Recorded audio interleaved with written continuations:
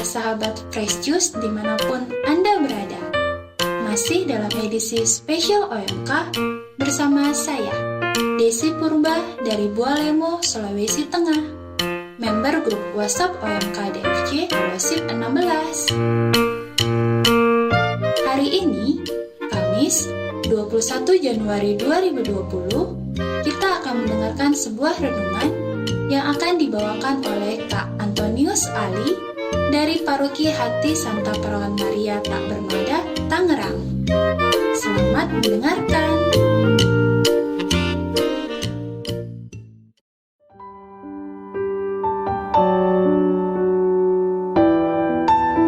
Sahabat Fresh Juice yang terkasih, kita bertemu lagi di tahun yang baru ini. Saya, Ali, member OMK Daily Fresh Juice 13. Saya dari Tangerang. Baik, mari kita siapkan hati untuk meneguk jus segar hari ini yang diambil dari Injil Markus pasal 3 ayat 7-12. Sekali peristiwa, Yesus dengan murid-muridnya menyingkir ke danau, dan banyak orang dari Galilea mengikutinya. Juga dari Yudea, dari Yerusalem, dari Idumea, dari seberang Yordan, dan dari daerah Tirus dan Sidon, datang banyak orang kepadanya. Sesudah mereka mendengar segala yang dilakukannya, Ia menyuruh murid-muridnya menyediakan sebuah perahu baginya, karena orang banyak itu, supaya mereka jangan sampai menghimpitnya. Sebab Ia menyembuhkan banyak orang, sehingga semua penderita penyakit berdesak-desakan kepadanya, hendak menjamahnya. Bila mana roh-roh jahat melihat Dia, mereka jatuh tersungkur di hadapannya dan berteriak, "Engkaulah Anak Allah." Tetapi Ia dengan keras melarang mereka memberitahukan siapa Dia. Demikianlah Injil Tuhan. Terpujilah Kristus.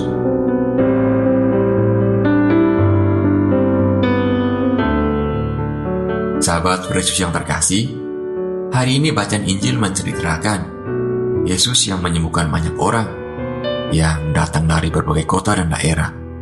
Bahkan itu membuat Yesus sedikit kewalahan karena terhimpit akan kerumunan banyak orang. Saya tidak bisa bayangkan kalau peristiwa itu terjadinya di saat sekarang, di era internet ini.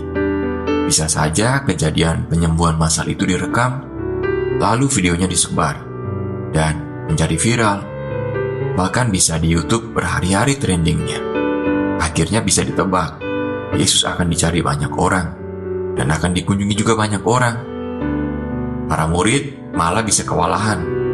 Bagaimana tugas mereka bertambah karena harus menjaga Yesus dari kerumunan banyak orang. Lalu kita bertanya, di saat sekarang masih adakah atau masih banyak orang yang datang mencari Yesus dari berbagai kota atau tempat untuk minta disembuhkan? Jawabannya, saya tidak tahu. Karena itu kembali ke pribadi kita masing-masing. Tapi kita percaya bahwa Yesus masih hadir dan selalu hadir di mana ada Ekaristi. Pun timbul lagi pertanyaan yang lain. Seberapa banyak dari kita yang menyadari bahwa Yesus memang sungguh hadir dalam Ekaristi? Karena Beato Carlo Acutis pernah mengatakan, mengapa ya stadion bola selalu penuh dengan banyak orang dibandingkan bangku gereja yang lebih banyak kosongnya saat perayaan Ekaristi? Dan jika hari ini Yesus ada di depan kita, kira-kira apa yang kita ingin minta dari Yesus untuk disembuhkan? Jujur, saya tidak tahu penyakit seperti apa yang dialami atau diderita oleh sahabat-sahabat UMK saat ini. Tapi menurut saya, selain kita meminta untuk disembuhkan dari penyakit fisik, ada baiknya juga kita meminta untuk disembuhkan dari penyakit pikiran atau penyakit hati. Mengapa? Mungkin saja selama ini kita mengidap penyakit hati seperti iri hati, bahkan dendam yang berkepanjangan sehingga kita sulit sekali memaafkan orang lain yang bersalah kepada kita. Dan itu memang sungguh menyiksa, sangat tidak enak. Dendam itu seperti sampah yang kita bawa kemana-mana. Baunya selalu tidak enak. Apalagi kita bertemu orang yang kita benci. Orangnya sih mungkin sudah biasa saja. kitanya malah baper dan tambah menderita. Coba itu yang kita bawa kepada Yesus hari ini. Minta Yesus untuk disembuhkan dari semua hal itu. Karena jika tidak, kita akan sulit sekali merasa damai. Karena Roh Kudus tidak memiliki tempat di hati yang penuh dendam dan iri hati. Mumpung juga masih di bulan Januari, agar 300-an hari ke depan, kita tidak berjalan membawa sakit hati atau pikiran itu.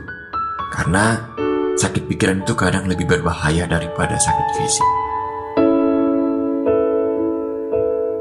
Sahabat Fresh Juice yang terkasih, memang tidaklah mudah menerima suatu penyakit atau kesusahan seperti yang saya ngomong ini, apalagi jika itu penyakit fisik.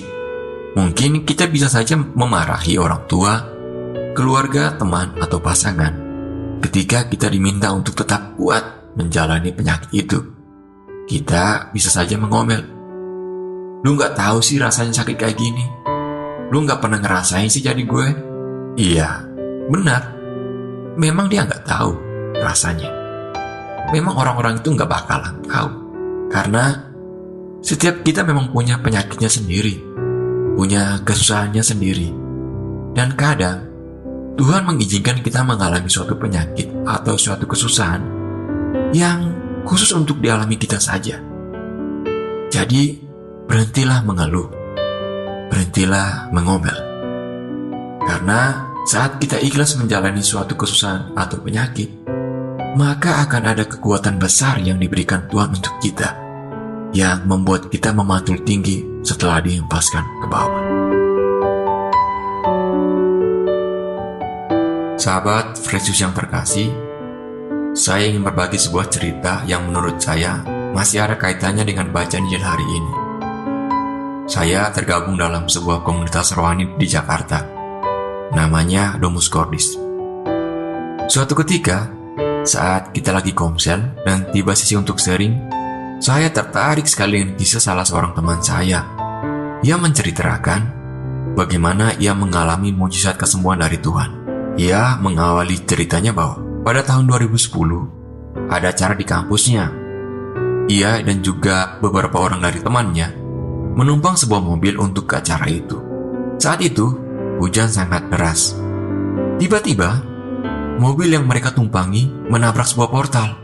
Lalu portal itu bengkok dan berbelok arah, memecah kaca dan masuk ke dalam mobil. Naas, pecahan kaca itu mengenai kepala teman saya. Segera ia dibawa ke rumah sakit karena lukanya sangat parah. Terjadi pendarahan yang cukup hebat. Saat itu di rumah sakit di daerah Depok. Dokter seperti menyerah, lalu bilang ke keluarganya bahwa harapan hidup dari teman saya ini cuma 3%. Bisa dibayangkan separah apa lukanya jika divonis harapan hidup cuma 3%. Tapi menurutnya bahwa saat itu tempurung kepalanya pecah. Dan dokter di rumah sakit di Depok itu merujuknya ke Jakarta. Di Jakarta lah ia dioperasi untuk menghentikan pendarahan itu. Puji Tuhan, operasinya lancar. Tapi teman saya belum sadar. Ia koma. Maka keluarga dan juga teman-temannya yang lain bertanya kepada dokter, kapan ia akan sadar? Dokter bahkan belum tahu jawabannya. Jadi mereka hanya diminta untuk menunggu. Setelah 2 minggu menunggu, mujizat terjadi. Orang yang divonis harapan hidupnya cuma 3% tadi, tiba-tiba membuka mata, walau dengan susah payah. Lalu ia sendiri bingung, saya ada di mana? Kenapa saya bisa ada di situ? Saya sakit apa? Pokoknya ia tidak ingat lagi apa-apa. Tapi mereka yang ada di sana saat itu sepakat untuk bilang bahwa ini adalah mujizat. Singkat cerita, teman saya ini akhirnya berangsur pulih pelan-pelan. Lalu ia mulai terapi, latihan berjalan dan segala macamnya selama 6 bulan. Walau ia sadar bahwa ia akan dan telah banyak kehilangan setelah kecelakaan itu. Ada banyak hal yang berubah, tapi satu hal yang pasti bahwa ia berutang nyawa dengan Tuhan. Sehingga ia berusaha menjalani hidup dengan penuh syukur, tidak mengeluh dengan segala keadaan. Jadi walau secara fisik mungkin tidak seperti dulu, tapi secara pikir dan hati luar biasa orang ini. Begitu humble dan punya rasa empati yang tinggi karena ia merasa sudah ditolong Tuhan dengan cara yang luar biasa. Jadi, harusnya kesembuhan kita dari suatu penyakit semakin membawa kita untuk berbelas kasih terhadap sesama. Dan di akhir renungan ini, mari kita berdoa juga untuk keluarga, teman yang mungkin saat ini sedang terkena COVID-19. Semoga mereka semua diberi kekuatan dan diberi kesembuhan oleh Tuhan. Amin. Kemuliaan kepada Bapa dan Putra dan Roh Kudus, seperti pada permulaan, sekarang, selalu dan sepanjang segala abad. Amin.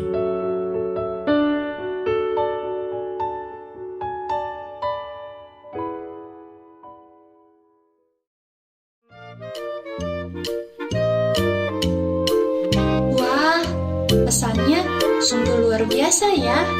Terima kasih Kak Ali atas renungannya hari ini. Sampai jumpa kembali di edisi spesial OMK berikutnya. Nah, bagi teman-teman yang ingin bergabung dengan grup WhatsApp OMK DFJ, teman-teman boleh banget kirim DM ke Instagram @salamfreshjuice. Saya, Desi Purba, mohon pamit.